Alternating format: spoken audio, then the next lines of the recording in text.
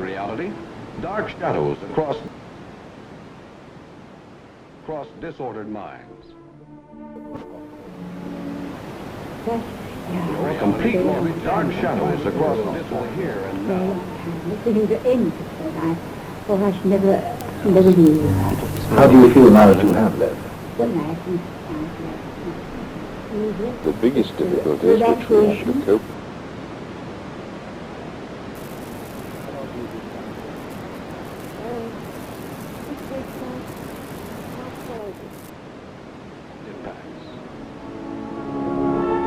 How long have you been down here at this house in Vikington?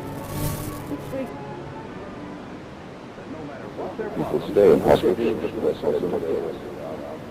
All too often to despair and suicide. It is a long time. Patient to patient. Some show a complete loss of contact with reality. Dark shadows. That's part of the hospital. The longer people stay in hospital,